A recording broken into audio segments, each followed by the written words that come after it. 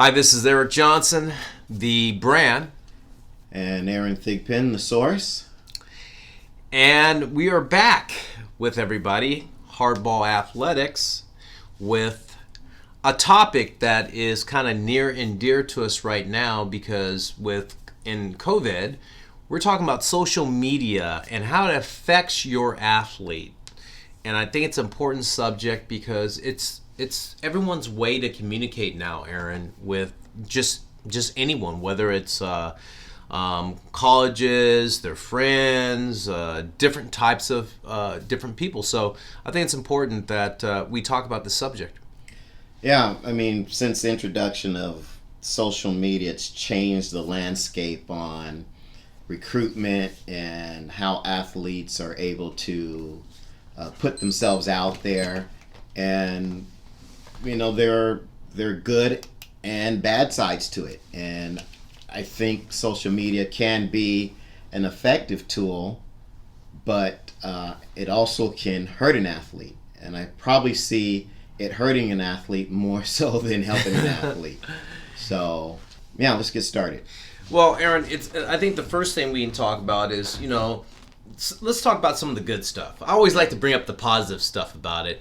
I think in this day and age right now, it's a good way for the athlete to get the information out to everyone, whether it's a college or a pro scout, or a way for them to identify what they're doing in the present moment, what they've done in the previously, where they're going in the future. So it's a very plus thing when they can see the improvement or what they're doing now, where it's a real-time thing happening. And, I mean, we're talking real-time, whether it's, and I think this is a big thing in hitting, right, velocity. And you see that. You see this radar gun, whether it's a stalker or a pocket radar. And it's very simple tools for an athlete these days to have. And by them just putting it there with their camera and showing whatever it is, how fast they're swinging the bat with velocity. I mean, it's a great tool for these kids. Well, you just mentioned something that stuck with me, and you said putting out these social media videos, so forth, things, and seeing a progression. But that's a strategy I don't think a lot of athletes follow. What I see are highlight reels. Right. And you just pointed out a great strategy for the use of how you should use social media. Right. Show a progression of your development. So date and time stamp. Hey, here I am, June 1st, hitting 10 balls and tracking your velocity or whatever metrics you want.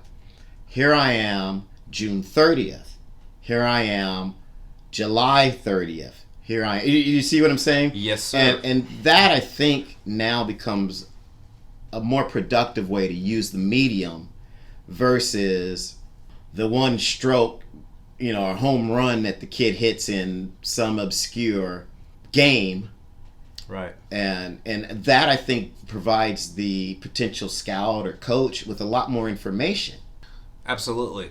It allows that coach, scout, whatever you want to call that, college recruiter, the ability to see the transformation of an athlete progressing correctly and the trajectory that you and I always talk about when we're trying to get those athletes to that point of, where they need to be. It's a great way, and it's a smart strategy, because now the coach, the recruiter, the scout sees that player is investing time and energy to get better. That's work ethic. Right. And that is one of the 6 tools of an athlete, a baseball player athlete or another athlete. It's just how hard are they going to work to achieve their goal. Yeah. So, with the whole social media thing, I like that ideal. Now, I also see a lot of parents just filming everything, or they're filming the fancy stuff. Or, for instance, I'll see a kid doing infielding drills and he's jumping over multiple cones and tennis balls are flying everywhere, and they post that sort of thing. I don't really see that as being productive, especially if you're talking about, it's fun. Yeah. And it's entertaining. Yes. But you're a coach, looking at the other end of it, and I'm a coach, even though I'm not a baseball coach. Right. To me, that's kind of frivolous. It doesn't really tell me a lot about the athlete. And if all I see is clip after kind of, what I call basically Cirque du Soleil types of exercises and drills and things like that, well, it's like it doesn't tell me who the athlete truly is. And that's where I think there needs to be a little bit, people need to be a little bit more discerning about putting that sort of thing up. Maybe I'm wrong, because maybe I'm I'm old school. I'm not flashy, so a lot of that stuff doesn't impress me, because like I said, in the end, it doesn't really tell me a whole lot about that athlete's skill set. It just tells me he can do a bunch of tricks. Right. That's a good point.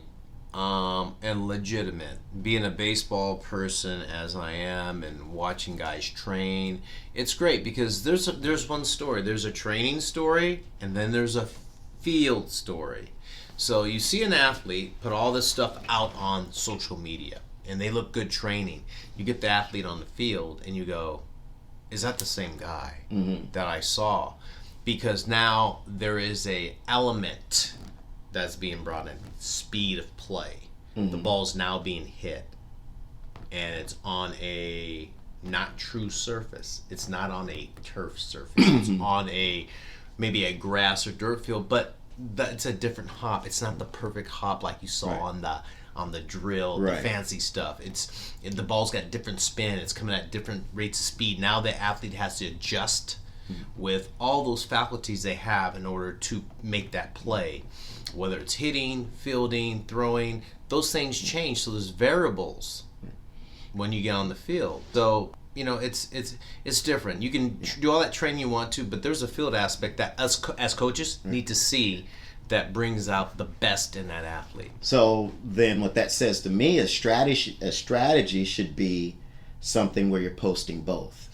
Absolutely. And where you're posting your training and progression, and directly tying that into showing something that's happening during a game. Yeah, I think there's three elements of it, Aaron. One is the element of the training, as you stated before. Then the element of a kind of like a scouting type video where it shows you running, shows you fielding, hitting, all that stuff. And then there's game film of actual stuff. Or pre-game, which means you're taking infield, outfield, and you're looking at that. And then there's game footage of you actually getting plays. And those are hard to get because you're not always getting a play. So you got to shoot this on every pitch. Right. And then when you're coming to the plate or you're pitching, a lot easier because you're more involved. But you need to have all three elements. You need to have the training aspect. You need to have the what I call the analytic part of it. And then you need to have game footage. Those three things in social media, kind of like video that you put out, are important. So I think putting all three of that is a nice package for someone who's evaluating you to see. Because then they get a fair assessment of what is really going on. Then, if it's a college, then that college might say, I want to go look at that guy now. He piqued my interest. I like the way he set that up, and I have interest in this guy. Yeah. It gives you a much more well-rounded and total picture of the athlete. And I think that's more likely to entice someone who's really interested in finding the right athlete than, okay, here's every time I hit a home run. Right, because you don't hit a home run every time. So, I think that's very good advice. And I think, that's where we should leave it. You sum that up well, and I like how you pulled those 3 points out. And I think that's a great strategy for these parents and athletes to use. So I think that's a great way to end it. Okay. Outstanding. Again, this is Eric Johnson, the brand. And Aaron Thigpen, the source. We'll check you out later. Check us out on our next podcast. Check us out on Hardball Athletics. Check us out on our Velocity our velocity, our newest, not our newest thing, a thing that we've been talking about. Check that out. And we'll see you on social media too.